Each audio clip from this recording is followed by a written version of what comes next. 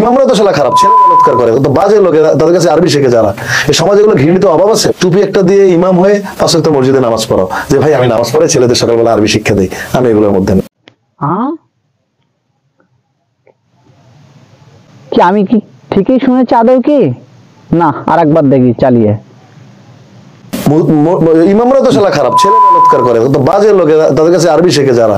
এই সমাজে এগুলো ঘৃণিত অভাব আছে? টুপি একটা দিয়ে ইমাম হয়ে 5 ওয়াক্ত মসজিদে নামাজ পড়ো, যে ভাই আমি নামাজ পড়ে ছেলেদের সকালবেলা আরবি শিক্ষা দিই, আমি এগুলোর মধ্যে না।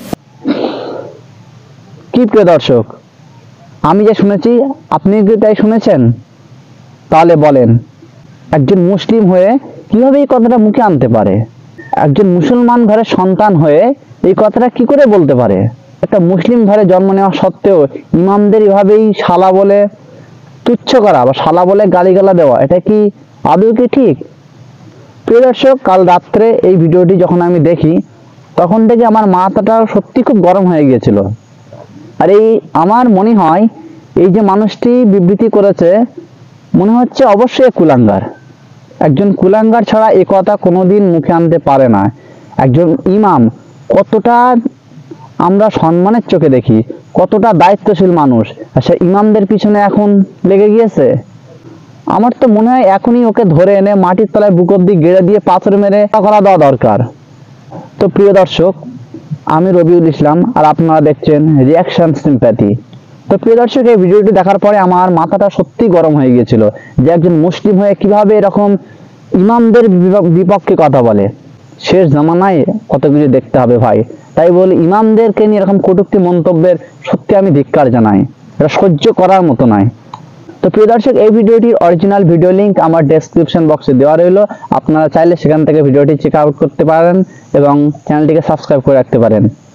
তো প্রিয় দর্শক, এই যে কুলাঙ্গারটি ইমামদেরকে শালা বলে গালি দেওয়ার পরিপ্রেক্ষিতে আমার মনে হচ্ছে একে আমার কিছু প্রশ্ন করা দরকার। প্রথম প্রশ্ন, ওকে যখন খতনা করেছিল তখন ওর কোন শালায় ওকে খতনা করেছিল, এবং ওর বাবা মার বিয়েটা বৈধ করেছিল কোন শালায়, আর ও মরে যাওয়ার পরে ওর কোন শালা ওকে জানাজা পড়ায় সেটা দেখা অবশ্যই দরকার। আমার মনে হচ্ছে শেখ হাসিনার দলটারই করাবে।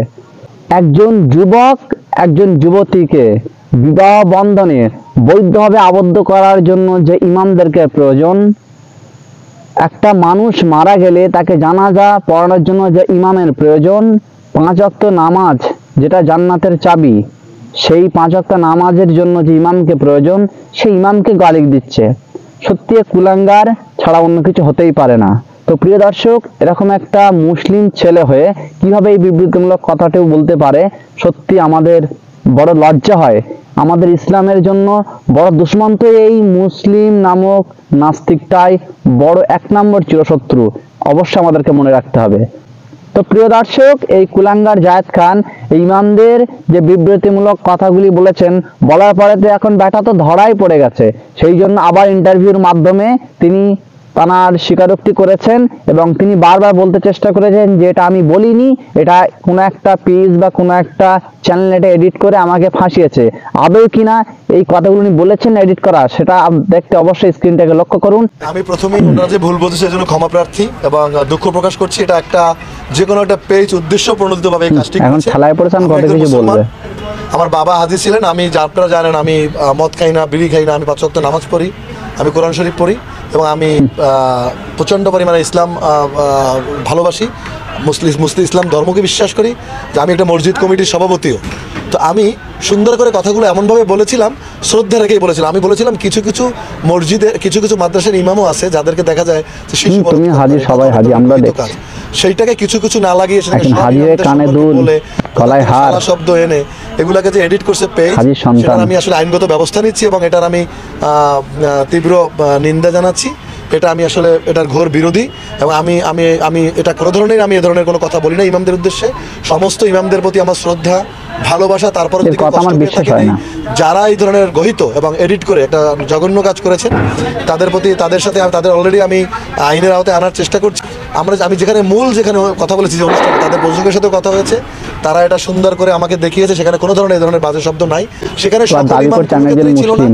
সকল ইমামদের কথা কখনোই বলা হয়নি। আমি ইমামের পিছনে আমি নামাজ পড়ি, আমি ইমামদের শ্রদ্ধা করি, আমি ইমামদের ভালোবাসি। আমি সকল ইমামদের প্রতি আমি শ্রদ্ধা রেখে বলছি, ভালোবাসা রেখে বলছি। আপনারা কেউ ওয়াজে গিয়ে আমার সম্পর্কে ভুল ব্যাখ্যা দিবেন না। আপনারা এডিটিং একটা জিনিস দেখে কেউ ভুল ব্যাখ্যা নেবেন না। আপনারা দেখলেই জিনিসটা খেয়াল করে দেখতে পাবেন, দ্বিতীয় কথার পরে তৃতীয় করার পথে বাড়ি লাগতেছে কথার মধ্যে, মানে এডিটিংটা করেছে। কিছু কিছু জায়গায় সকল নিয়ে আসছে, আবার যাদের প্রতি সকল ইমামদের প্রতি ভালোবাসার কথা বলেছে সেগুলো কেটে দিয়েছে।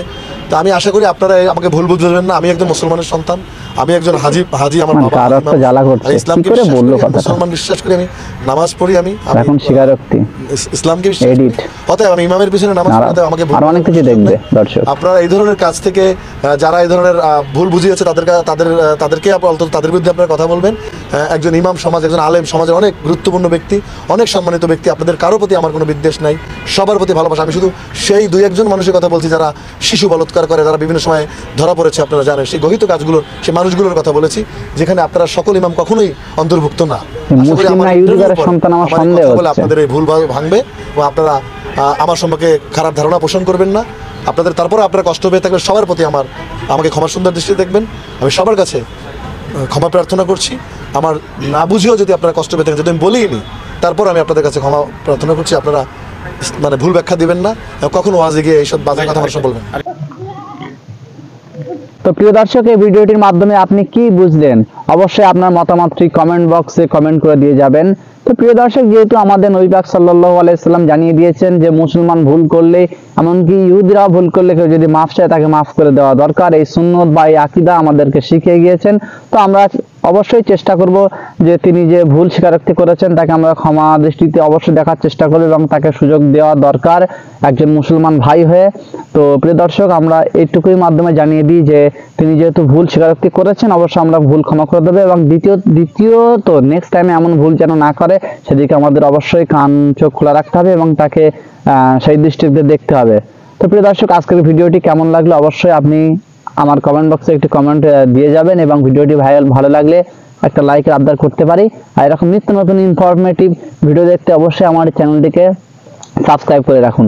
তো প্রিয় দর্শক, আজকের দিনের ভিডিওটি আমি এখানে সমাপ্তি ঘোষণা করছি। খোদা হাফেজ।